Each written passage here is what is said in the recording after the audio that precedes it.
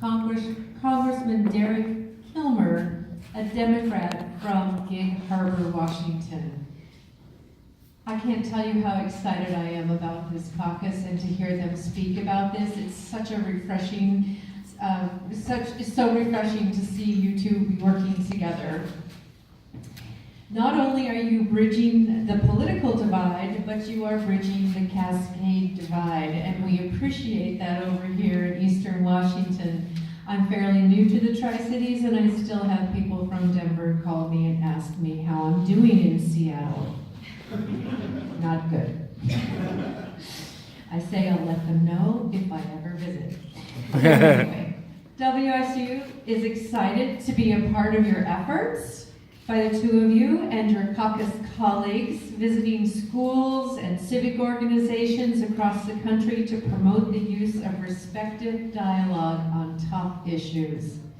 As Washingtonians across the state grapple with the shape of our political discourse, it is so refreshing to see two members from across the aisle come together to find common ground. While people may not always agree, it is important for us all to remember to treat each other with respect and dignity as we share our views. You are setting a good example for all of Washington's young citizens and for WSU Tri-City Cougs. I look forward to the event today, and I am proud to introduce to our students two members of Congress who are representing all of Washington well in the other Washington. Congressman Dan Newhouse and Congressman Derek Kilmer. Please welcome them.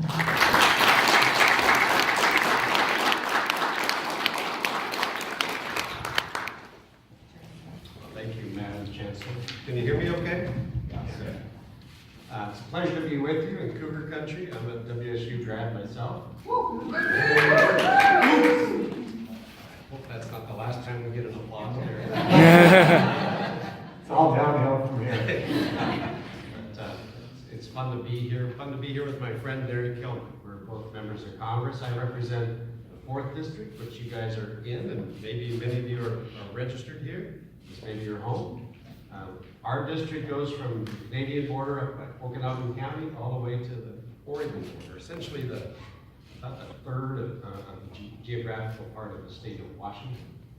And I live near Sunnyside. I'm a farmer there, and been in Congress now. This is my 2nd term. I got to know Mr. Kilmer in the Washington State Legislature. We served together in Olympia, first in the House, and then he graduated to the Senate at some point in there. But we served together several years in Olympia and got to know each other. But actually, I gotta say, I think we got to know each other better in Washington, D.C. than we did in Olympia when you moved over to the Senate there. And what we are doing is embarking on an effort to increase civility in the United States Congress. And I think in some ways, not that we have grandiose goal here, but perhaps in some way increase the amount of civility that we see in our society in the United States. You know, Congress, we've got some percentages on how popular Congress is to the comparisons. Can be an example, both positive and negative, I think, to the people of the United States. Unfortunately, more times than not, that seems to be a negative model that we are projecting. We'd like to see that more positive. We think that if we can show the American people how we can get along, diverse interests, diverse groups of people that are within Congress, then perhaps Americans might see that as something, hey, maybe we can do that too. And so, not that Derek and I are completely, polar on all the issues. I don't think that's probably the case at all. But certainly we do have some areas where we probably are different. But we can, in spite of that, work together to find common areas of understanding and move issues forward in a positive way, which I think, you tell me if I'm wrong about this, I think that's what the American people actually want Congress to do, to find solutions to really pressing problems that we face as a country. You know, you can't get very far if you don't respect the person that you're debating with, or you don't have an ability to listen to them and hear their side of the story, or hear how they came to hold the opinions that they hold. And I think a lot of that starts with being civil to each other. So I'm delighted to be here, and look forward to the next hour or so that we have together to talk about something that I think is really important. Thanks for having me, and I'm grateful for Dan. We're doing this as kind of a home and away. I'm spending today in his district, and then he's coming to mine at the end of this week. I think part of the way we get a better understanding of where people are coming from is when you actually get a better understanding of where people are coming from. And so actually visiting each other's districts, putting eyes on some of the great things that you have to offer in this community has been cool for me. As has just working with Dan, who I consider a good friend and a good colleague. So I'm Derek Kilmer. I represent Washington's 6th district, which is about 70% of Tacoma and then west. All the Olympic Peninsula, Clallam, Jefferson, Grace Harbor, most of Mason County, and all of Kitsap County. Maybe I'll start by answering the most common question I get, which is, dear God, why would anyone want to be in Congress right now? Usually attended by when it's such a mess and you've got 2 little kids. This was not like part of my life plan. I grew up in Port Angeles. I was in high school right around the time the timber industry took it on the chin. And I saw a bunch of my friends' parents lose their jobs, and a bunch of my neighbors lose their jobs. And it kind of threw me for a loop. So when I was in college, I studied public policy, and my senior thesis in college was, how do you help timber towns in Washington State? And then did the same thing in graduate school. I came home and worked in business for a few years trying to chip away at my student loans. And then got a job working for a nonprofit in Tacoma, focused on economic development, trying to bring more jobs to our community. And didn't think I'd run for office. I just was a grumpy economic developer. I kept finding myself saying, gosh, you know, what government does and doesn't do sure impacts our ability to grow jobs. Finally, some of my friends said, you know, you seem to have a lot of good ideas, but sure as hell complain a lot. Why don't you go do something about it, Al? And the next thing I knew, I was serving in the legislature with Dan Newhouse. So be careful what you complain about. My predecessor in Congress had represented me from the time I was 3 years old. And in 2012, he announced that he was retiring. And my wife and I went out for dinner to decide whether or not I was going to do this. And we're nerds, so I'll tell you, like, we did a pro and con list. I'll tell you the top of the pro list and the top of the con list. Top of the pro list was easy. I feel like we got to get people working, and that was what my background was in. Top of the con list was 2 things. One, there was some acknowledgement that I'd be signing up for a 3,000-mile commute. And I've got 2 little girls, and that was hard. And the other thing was, I think Congress is a mess, right? I think like a lot of Americans, I kind of looked at what was happening in DC and thought, man, I don't want anyone near that. And yet, as we had our 4th hour in this little Indian restaurant in Gig Harbor, just as we were getting kicked out, wait staff, I kept coming back to the top of the con list, thinking maybe that's the reason to do it. It's because I got little kids and because it's a mess. And frankly, I don't want my kids' future dictated by a completely screwed up federal government. So, got elected, but that has absolutely influenced my approach to this job, trying to figure out where we can make it less of a mess. And it's why I'm really grateful to Dan for being part of this exchange and for his general approach to trying to have more civility in our politics, which I think are too often really broken. So you were elected in 2012. I got elected in 2012. I was elected in 2014. So we've been together for a few years now. So just as an example of some of the things that we've worked on together, like I said, we are different political parties, but that doesn't mean we disagree on everything. Republicans and Democrats can agree on some stuff. And we brought 3 or 4 different examples of some legislation that we teamed up on together. And Derek, if you want Sure. Maybe I'll start by talking about something you may not be familiar with, and it's at the top. It's called the Bipartisan Working Group. So Dan and I are part of a group in Congress that's a dozen Democrats and a dozen Republicans who meet for breakfast each week. And it's kind of a meeting in three parts. The first part of the meeting, we go around the room, and anybody who's working on something where they want to invite collaboration or co-sponsorship kind of gets to make a pitch and do that. Second part of the meeting, we talk about what's going on in Congress that week. And admittedly, those can be pretty feisty conversations. You know, if you're talking about healthcare or immigration or taxes or whatever, people can have sharp elbows. But I'm increasingly of the belief that good democracy is a little bit like a good marriage.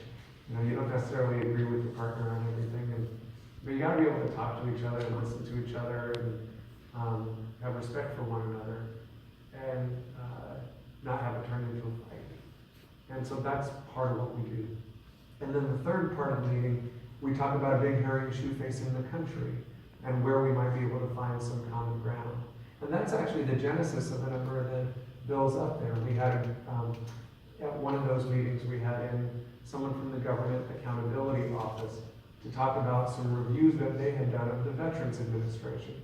And they had done a report that found that basically the VA, the left hand didn't know what the right hand was doing, and there wasn't a very good job done of laying out roles and responsibilities. And so, and not only have they done this report, but the VA have largely ignored it and ignored their findings and ignored their recommendations. And so coming out of that, Dan and I and several members of that bipartisan working group put forward a bill to say, no, we got to make sure we're taking care of military veterans, and having a functional VA is part of that. So we introduced a bill called the VA Management Alignment Act. One of those meetings focused on, actually a few of those meetings have focused on the opioid crisis and making sure that we're addressing that in any number of ways. And so coming out of that, our group has put forward a bunch of bipartisan legislation focused on addressing the opioid crisis. We've had an effort that's focused on a bill called the Stop School Violence Act to try to prevent mass shootings in our schools. And listen, I don't want to mislead you into thinking that we're sitting around the room, you know, holding hands and singing Kumbaya around the table, or, you know, closing our eyes and doing trust falls into each other's arms. We stopped doing that after we dropped a guy. But it is sort of the hour of each week where I find myself thinking, this is how it ought to work, right? Actually engaging one another and disagreeing where we disagree, but not having everything turn into a tussle. If you want to know on the next page, part of the reason we're talking about civility too, I don't know about the rest of you, but I look at what's, you know, sometimes if I watch cable news, and I try not to, certainly within an hour of eating, I increasingly find myself just sort of forlorn about the state of our discourse.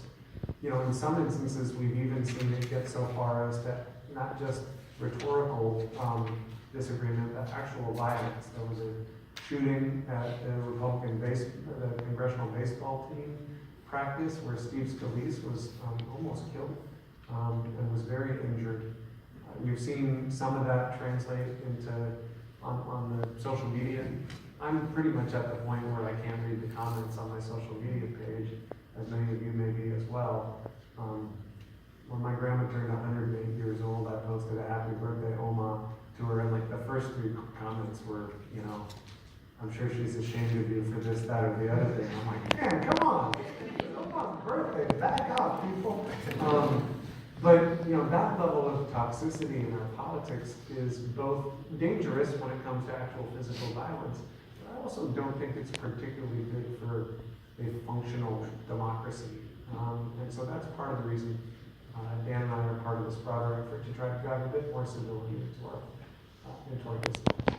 You know, another example of that violence that, remember Gabrielle Giffords, the congresswoman from Arizona, she was on a street corner in her district by a grocery store, and somebody, she did something called Congress on Your Corner, I think she called it, where she just wanted to meet with the constituents, and somebody took a shot at her, almost killed her, killed a couple people there that day.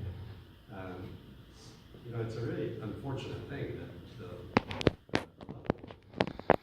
discourse Derek and I think it's important that we have a discussion, not just amongst ourselves, among a couple of Democrats and Republicans in a room once a week, but to talk to people throughout our state about what are some of the things that maybe we can do, or should we at least acknowledge that we have a situation that needs changing, that we need to address how we talk to each other, how we respect each other. And like I said before, maybe Congress can be an example. If we can get our act together, maybe others can see that if they can do it, maybe we can. And they can perhaps emulate some of what we are able to accomplish in a very partisan environment where, you know, the system is set up purposely to bring differing ideas and opinions together to come to some kind of a solution, a conclusion. But it isn't set up to do so in a way that causes people to want to do harm to each other. It shouldn't be that way. You know, personally, I've had threats to myself and my family, and we've had to you know, engage law enforcement sometimes for that because of that, and my staff and my offices. And so it's a real issue and something that I don't feel comfortable about anybody serving in public service having to do that, or my fellow constituents having to live in a world like that. You know, it's not just confined to the halls of Congress. You guys know, probably right, that there are, and I think there's a slide that talks about this at some point, but there's other places in business or on social media, cyberbullying, that's a term that many of us are familiar with, some have experienced about. And so that's, you know, I think some of the reason we wanted to come to you and visit with you today and have a discussion about the importance of treating each other civilly and respectfully. And like I said, Congress is a great place for us to be able to try to make some positive changes. So that's why we're here today. So I know classrooms having, don't want to bore you with the PowerPoint that's going to last all day. This is just a couple things that we can point to as we discuss civility. The first thing is confidence, and you can read that yourselves. Be confident in who you are and in what you believe. And just know that you don't have, it isn't a contest to try to, when we're debating something, we're not necessarily having to change people's beliefs or the belief system. Part of debate is, if you really want a strong case to make, is expressing how you got to why you believe what you believe, not tearing down the other person for what they believe. I think you make a much stronger case if you can do the former. The next word is courage. You know, today, we're both taking a risk. I'm sure Derek's going to get criticized for, you know, buddying around with a Republican, and some people may criticize me for associating with, oh gosh, the Democrats, look out. But it takes courage to be able to do this kind of thing. And just because we made this doesn't right? Yeah. And then the third one, collaborate. You want to talk about collaboration? Yeah, I think by and large, you know, we're better able to solve problems when we actually engage each other, rather than either sticking to our corner of the room or ignoring problems, or having it turn into a water balloon fight. We actually need this not just in the political context. I mentioned I grew up in a timber town. When I got into office, we actually formed something called the Olympic Forest Collaborative. And it was the timber industry and the environmental community actually coming to the same table to look at how we manage the federal forests on the Olympic Peninsula. And the reason we did it was because for 20 years it was a lot of litigation, a lot of the kind of Hatfields and McCoys dueling, rather than trying to figure out how do we have, where do we find some common grounds and develop a win-win. And so we brought everybody into the same table, and for the first year it was mostly an exercise in trying to get people to build some trust and stay in the room. And then we actually made some breakthroughs where the environmental community said, listen, we want to help you guys increase the harvest levels in the federal forest. We just want it done in a responsible way. And we're willing to actually put some money and effort into making sure that that happens. And last year, as a consequence of that interaction and collaboration, you saw the highest harvest level on the Olympic Peninsula in about 2 decades, and you saw no litigation. I think the environmental community would say it was done in a way that's actually been good for forest health rather than damaging for forest health. So that's even outside of the political arena, where you need to have some collaboration, even if it's between groups that don't always agree with each other. Yeah. So, does this spark any questions? Some of the friction that's come between this civil discourse has been based around the ideas of objective fact, and I guess what my question is how do we address that issue where there are disagreements on what the objective truth is?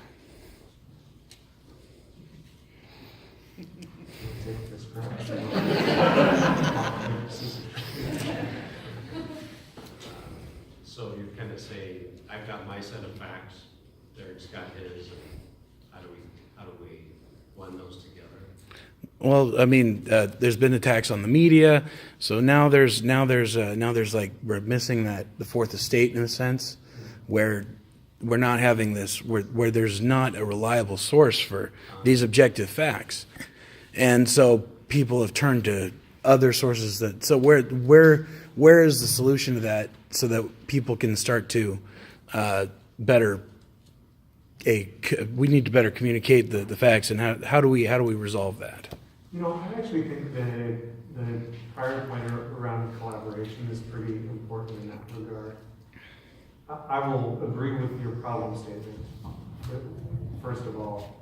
And I actually am concerned around some of the attacks on the media, because I think historically the media has been an important participant, at least laying out a set of common facts so that then people can develop perspectives from there. Which isn't to say that there haven't been media entities that have a perspective one way or the other. But I think by and large there's some value in having a common fact base. In the absence of that, I think it becomes all the more important for people who might have disagreements to come together and actually walk through the problem statement on front. So let me give you an example. In the bipartisan working group that Dan and I participated, one of the things that we could agree on as a group was that the growing national debt is a concern. We have different perspectives about what we would do to handle that. And so one of the things we did was, for three meetings in a row, we had a think tank come in and meet with our group and kind of define the problem statement and actually walk through the facts and try to get us all on the same page. And then to lay out basically the full set of options and have us engage in dialogue around, what we ended up doing was like a giant spreadsheet. And you were able to identify, okay, that's a complete non-starter for me, or for one side of the aisle or the other, that's a big red light. There were some things that when we talked about it, and once we were working off of a common fact base, we were able to say, well, that seems like a no-brainer. That's actually kind of low-hanging fruit. We could do that. That's not too hard. That's a green light. And then there were some things where you'd say, well, I could do that, but only if this happened too. That was kind of a yellow light. But the reality is, once we started on a common fact base and a common identification of the solution set, we found that you could make a pretty big dent in the problem just by working through all that stuff. Interestingly enough, coming out of that, our group introduced a bill called the Fiscal State of the Nation Bill. Bless you. And the Fiscal State of the Nation Bill said that Congress should have, on at least an annual basis, a joint session of Congress to walk through the fiscal state. Just to get us all on the same page, to have that common fact base where the Comptroller General, who is a nonpartisan, he's a numbers guy, comes in and says, here's basically where we are from a fiscal standpoint. Things like that become much more important in this environment. Yeah, and I think that's one of the things I was going to point out. We don't do enough of that, but I think we do some of that, finding the objective facts. A little known statistic, I think, that we could get a hard number here, but I think about 70%, give or take, of legislation that Congress passes is actually on a bipartisan basis. And so, which tells me that there's a lot more collaboration than many times we give credit for. What did you say we're as popular as what? That lies in colonoscopy. Yeah, just We just beat Nickelback, but just by a little. Some of that's earned, absolutely, but there's a lot of things that we can work together on and find solutions. Those hot button issues, though, seem to get more attention, and that's where we have more trouble doing what you're suggesting we should do. It becomes more political at that time, right? Well, I don't know if I was making any suggestions. I was looking for answers. I think it's a really concerning dynamic that you point out. I don't know that there's any easy answers. When looking at the media or some of the stuff that comes out of the media or even just Congress in general, I don't think that the American public knows that so much of the legislation is bipartisan. So my question would be, does working together in this sense hurt you individually on your own parties, in your positions with your own parties, but also with your constituents? Well, I was kind of being funny, but kind of not. That Derek's going to get criticized perhaps by some people at home, and I may be getting criticized myself. So there's some of that. And there are some people that are very amused about your story. There'll be some of that, sure. But I think for the most part, I get more comments asking me, why don't you guys work together? Why can't you, quit fighting so much and get something done, or comments more like that. So I think that there truly is a desire amongst American people for this kind of more civil discourse in Congress. They really do. So there are, you're exactly right, there will be extremes that will say. I agree with what Dan has to say, really. Our politics sometimes don't encourage collaboration, right? There will be people who say, what are you working with the other side of the aisle for? Why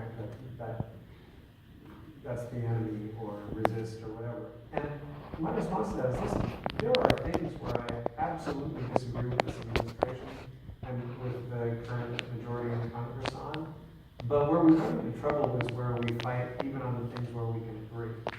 That's a problem, right? And so we've got to at least figure out how do we move forward on areas. One, how do we try to find some common ground? And two, how do we at least move forward on those things? Because otherwise the car just stalls out, and that doesn't serve anybody in our country.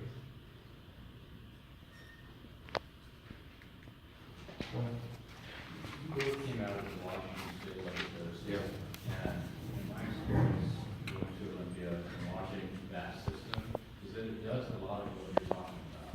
And I think that's true when you look at local politics kind of across the nation. I'm curious, what is it, you put your finger on something, what is it that happens when you take politics and you take it out to the local environment, the state environment, and you bring it to Congress, to DC, and something happens in that discourse. Is there something you put your finger on? I would point to a few things. And both Dan and I served in Olympia. I think it was